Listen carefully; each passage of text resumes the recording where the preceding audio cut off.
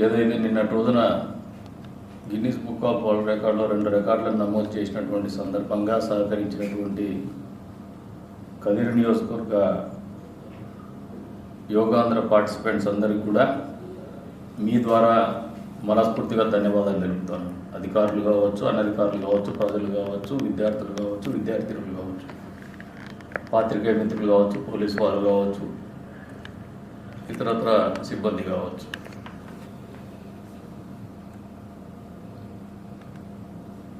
అదే సందర్భంలో యోగాంధ్ర సందర్భంగా ఇంత పెద్ద ఎత్తున ప్రపంచ రికార్డు స్థాపించినటువంటి ఒక కార్యక్రమాన్ని నిర్మాణాత్మకంగా సహేతుకంగా ఆలోచన చేయాల్సినటువంటి ప్రతిపక్ష నాయకుడు జగన్మోహన్ రెడ్డి కావచ్చు అండ్ కంపెనీ సజ్జల రామకృష్ణారెడ్డి కావచ్చు ఉరికిపాటుకు తత్తరపాటుకు గురై వెంటనే దీని మీద కామెంట్స్ పాస్ చేస్తాం. డబ్బు వేస్ట్. జగన్మోహన్ రెడ్డి గారికి కావచ్చు, సజ్జల రామకృష్ణారెడ్డికి కావచ్చు, వైఎస్ఆర్సీపీ పార్టీకి వాళ్ళ నాయకులకు కావచ్చు ఒకటే చెప్తాను,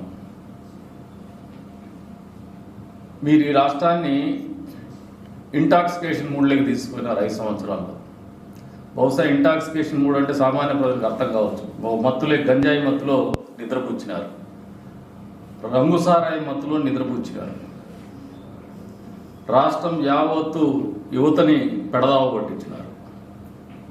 బహుశా ప్రధానమంత్రి నరేంద్ర మోడీ గారు కూడా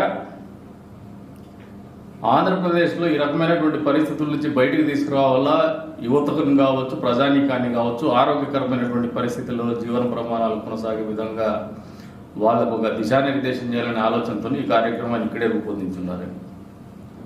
చంద్రబాబు నాయుడు గారు కూడా 1 సంవత్సరం పరిపాలనలో సర్వశక్తులు ఒడ్డుతా అన్నారు, గంజాయి విముక్త రాష్ట్రంగా ఈ రాష్ట్రాన్ని తీర్చిదిద్దాలని చెప్పేసి.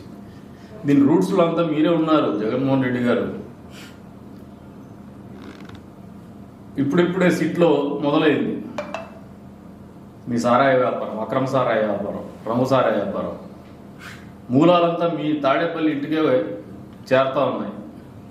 భవిష్యత్తులో ఇవి ఏ పరిస్థితులకు దారితీస్తాయో. ప్రజల ఆరోగ్యాలతో మీరు ఆడుకున్నారు మీ స్వలాభం కోసం, మీ సారాయి వ్యాపారం కోసం, మీ గంజాయి వ్యాపారం కోసం. 75 కోట్లు ఖర్చు పెట్టి ప్రజల్లో ఒక అవగాహన